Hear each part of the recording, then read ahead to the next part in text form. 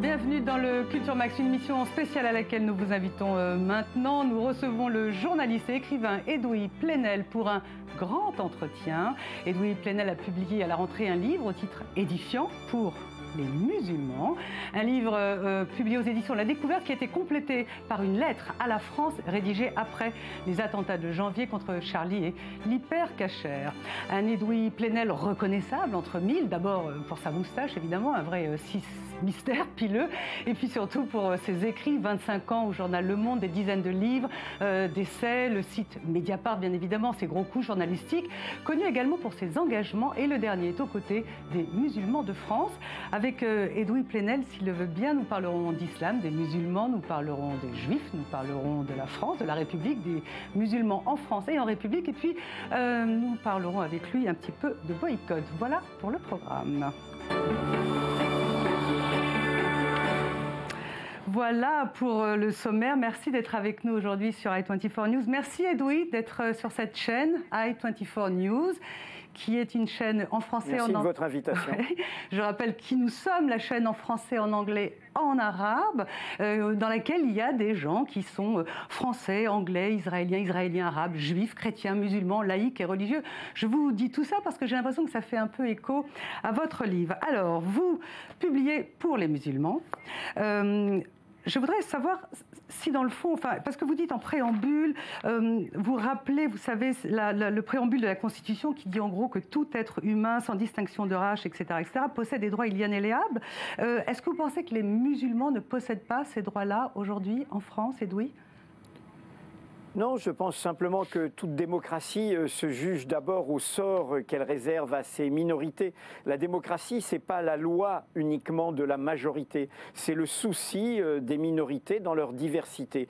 Donc j'écris pour les musulmans, comme Zola a écrit pour les juifs, comme je l'espère dans d'autres pays, par exemple des pays majoritairement de culture musulmane, s'écriraient des pour les chrétiens, des pour les juifs, ou voire dans un pays sunnite, des pour les chiites, ou inversement des pour les sunnites. Voilà, c'est le souci des minorités, et dans le cas de la France, il n'y a pas que les musulmans, je pense qu'il faut veiller à l'ensemble des minorités de notre pays. Edoui Plenel, Obama a déclaré récemment qu'il fallait faire la guerre avec ceux qui pervertissent l'islam radical. Comment vous la voyez, vous, cette guerre ?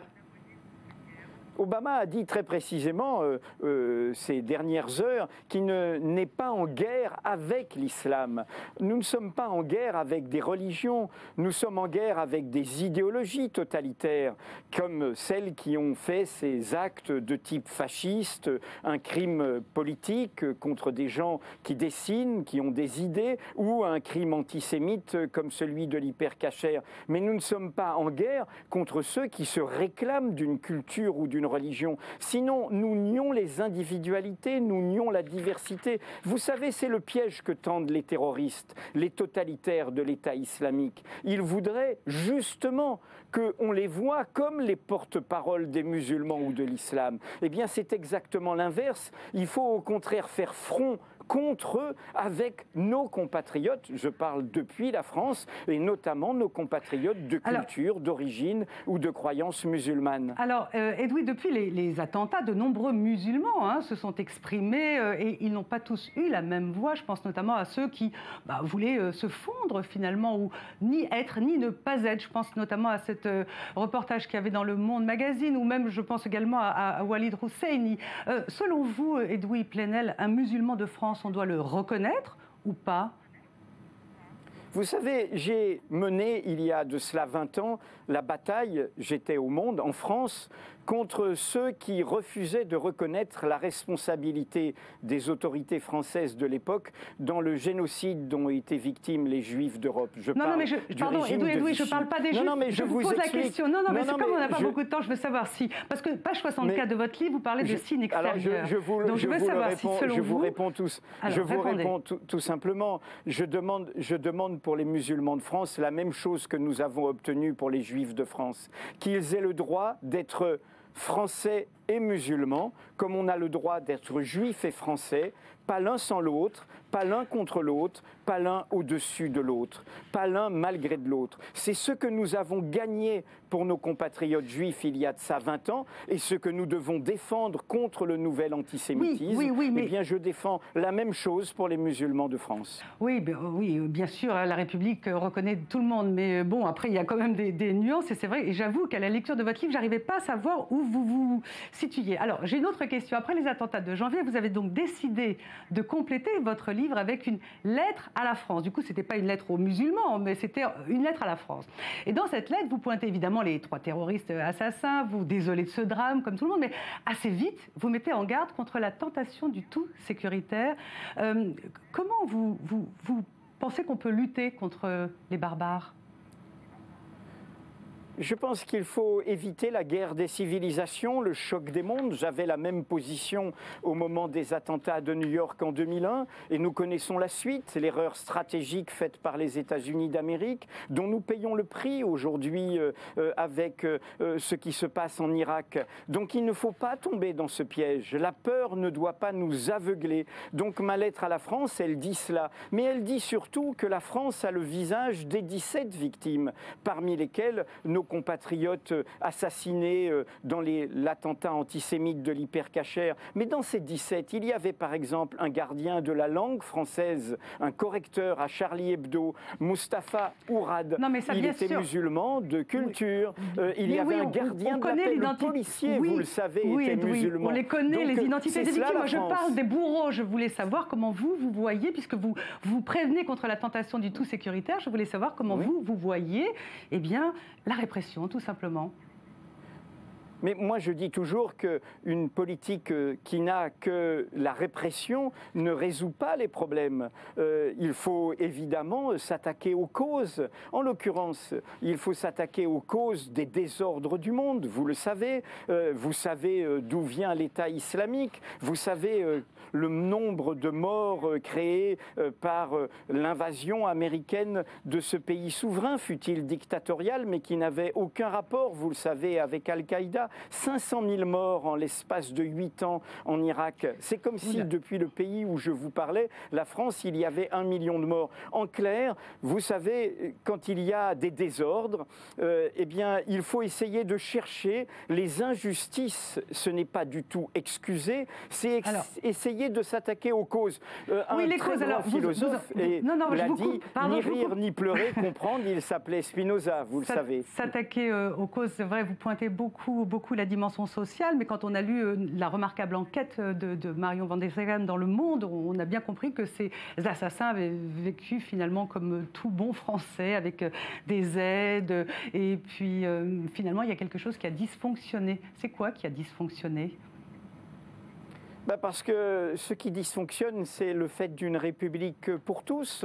Je ne suis pas sûr que le parcours de ces jeunes soit un parcours aussi ordinaire que ça, ni socialement, ni au niveau des quartiers, ni au niveau de la relégation. Vous savez, islamiser, ethniciser, ramener à l'identité, c'est souvent une façon de ne pas voir la question sociale, de ne pas voir mais là, manifestement, ces assassins-là avaient finalement la même vie que d'autres jeunes et ce sont devenus des barbares. Je ne crois pas. Je crois que les frères Kouachi ont trouvé, l'un avait 10 ans, leur mère décédée, elle se prostituait dans un des quartiers les plus pauvres de Paris, dans un immeuble où il y avait des actes de pédophilie. Tout cela a été documenté. Ce n'est pas excusé, certainement pas leur crime, et ils en ont payé le prix, et je ne leur cherche aucune excuse. Je dis juste que derrière ces parcours individuels, il y a des causes sociales et que nous ne pouvons pas être aveugles à ces causes sociales. Edoui, je voudrais qu'on revienne sur votre livre pour les musulmans qui, dans le fond, vous avez commencé à en parler tout au début de cet entretien, parle beaucoup des juifs, mais tout le temps des juifs. Ça commence avec Finkielkraut, ensuite il y a des Dreyfus, bien évidemment vous évoquez le nazisme, l'antisémitisme, puis en plus c'est plus large, c'est le colonialisme. Vous n'avez pas l'impression que votre combat, votre défense des musulmans, dans le fond, oppose une communauté à une autre ? Ah non, c'est exactement l'inverse. Vous savez, je parle depuis l'Europe. Et l'Europe a mis en danger le monde, vous le savez, avec 2 guerres mondiales, en inventant, et c'est un historien israélien qui l'a formidablement documenté, Zev Sternel, en inventant un historien israélien à la gauche de la gauche. Mais bon, je précise ça pour nos téléspectateurs. Mais écoutez, ce n'est pas parce qu'il serait à la gauche de la gauche qu'il serait illégitime. Il est d'abord, d'un point de vue académique, un homme totalement respectable. Et il a mis en évidence combien l'invention de l'antisémitisme moderne, c'est l'invention d'une machine infernale où l'on essentialise l'autre. Le grand mot de votre livre, c'est l'islamophobie. Et vous dites que c'est le nouvel antisémitisme. Jusqu'à présent, Edoui, ce sont des juifs qui sont assassinés, qui sont kidnappés, qui sont violés, qui sont tués, et pas les musulmans, et pas que en France, à Copenhague, en Belgique. Alors, qui doit avoir peur aujourd'hui ? Je crois qu'il ne faut surtout pas faire cette concurrence des victimes. D'abord, vous le savez, les premières victimes dans le monde du terrorisme totalitaire dont se réclame l'État islamique, ce sont des musulmans. Deuxièmement, en Europe, il y a eu aussi 76 personnes assassinées en Norvège par un militant d'extrême droite profondément islamophobe. Et donc, il y a aussi d'autres victimes liées à ces actes animés par ces idéologies meurtrières. Donc, qu'est-ce que j'essaye de faire? J'essaye justement de refuser cette concurrence des victimes. Non, mais d'accord, mais ce que je veux vous demander, c'est que pour l'instant, vous dites pour les musulmans, mais ceux qui sont en train de mourir, pourquoi vous n'écrivez pas pour les juifs, justement, pour les Arabes d'Irak ou d'Égypte? Si vous lisez, mais mon livre le dit à un moment. Il pourrait s'intituler pour les Juifs, il pourrait s'intituler pour la France, il pourrait s'intituler pour les minorités. Et je tiens tous les bouts. De la même manière qu'il est important de parler de l'antisémitisme, de ne pas noyer l'antisémitisme dans un vague racisme, car l'antisémitisme renvoie aux crimes européens très spécifiques. Eh bien, de la même manière, il faut nommer l'islamophobie, c'est-à-dire cette façon de développer ce n'est pas la haine. C'est pas la haine de l'islam, c'est la peur de l'islam, non? Mais pourquoi y aurait-il une peur d'une religion en tant que telle? Moi, je n'ai peur d'aucune religion. Oui. Pourquoi aurait-on peur d'une religion en tant que telle? Parce que les dérives extrémistes de cette religion amènent à des actes barbares dans le monde entier. Mais en quoi, excusez-moi, l'État islamique serait-il lié profondément, culturellement à l'islam, alors que ses premières victimes sont des musulmans? Edoui, cette chaîne qui est en partie installée en Israël, il y a dans ce pays 21% d'Arabes, et je vous assure qu'il est plus facile d'être un musulman ici, un Israélien arabe en Israël, que dans d'autres pays du monde. J'ai une toute dernière question. Vous avez eu le besoin à la fin du livre de parler de vous, de vos origines. Vous êtes breton, élevé aux Caraïbes, étudiant en Algérie, trotskiste, et vous parlez aussi de votre compagne juive. Je voudrais savoir, est-ce que Roland Dumas pourrait dire que vous êtes sous influence juive, Edoui Plenel? Écoutez, il n'y a pas besoin de Roland Dumas. Le livre contre ce que je défendais au journal Le Monde, La face cachée du monde, signé par Pierre Péan et Philippe Cohen, décrivait le fait que j'étais sous l'influence, exactement, je cite, d'une femme juive d'expérience. Donc l'antisémitisme, je sais ce que c'est, et l'extrême droite française, depuis 30 ans, me qualifie de l'enjuivé, Plenel. Simplement, je combats tous les préjugés, tous les racismes, toutes les xénophobies. Je ne fais pas de distinction dans mes solidarités avec les victimes. Non, pas comme tout le monde, hélas. Non, parce qu'en préparant cette interview, bon, voilà, quand on a dit on va recevoir Edoui Plenel, et oh là là, fais attention, il fait maintenant un duo avec Tariq Ramadan. Du coup, on a été évidemment sur les sites et on a vu que vous étiez repris par le parti antisioniste et que vous étiez presque un héros pour les antisionistes. Alors évidemment, on trouve de tout sur Internet. On trouve de tout sur Internet, mais n'empêche qu'on a vu ça, donc on s'est dit, waouh, quel étrange attelage, Edoui Plenel et Tariq Ramadan. Soyez journaliste et regardez simplement ce que je dis, y compris ce qu'a dit... Mais je veux dire ce que les autres reprennent. Pourquoi vous êtes maintenant comme un héros pour cette partie-là de la population? Vous pouvez juger sur YouTube de à la fois ce que j'ai dit dans cette réunion publique où j'étais avec Tariq Ramadan et de ce qu'il a dit lui-même. Je suis de ceux qui disent qu'il faut parler avec les intellectuels musulmans qui se réclament de leur croyance dans l'espace public en Europe.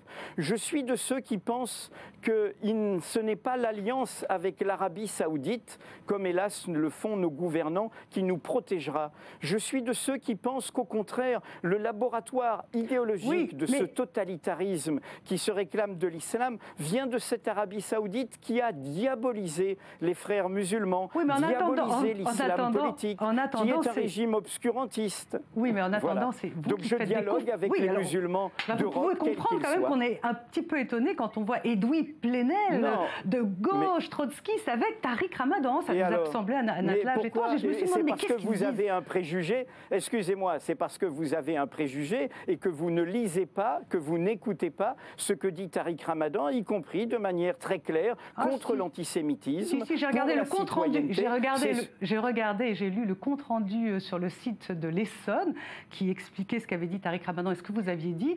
Et j'avoue que toute sa théorie sur la gifle donnée à une femme et qu'il fallait lire dans un autre sens, moi, ça m'a un petit peu dépassé. Non, je pense que je sais ce que j'ai entendu et je vous redis encore une fois que c'est l'expression d'un préjugé. Et je pense sincèrement que si dans un moment comme celui-là, nous ne sommes pas capables de discuter, nous avons des divergences. Tariq Ramadan est un conservateur et je suis un progressiste. Mais il faut débattre. Merci beaucoup, Edoui Plenel, d'être venu sur le plateau du Culture Mag. Merci bien.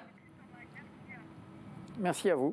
Voilà, et je rappelle votre livre pour les musulmans, version complétée après le 11 janvier, publié aux éditions de La Découverte. C'est la fin de ce Culture Mag. On va se retrouver demain à la même heure. Juste après, c'est l'info qui continue sur i24 News.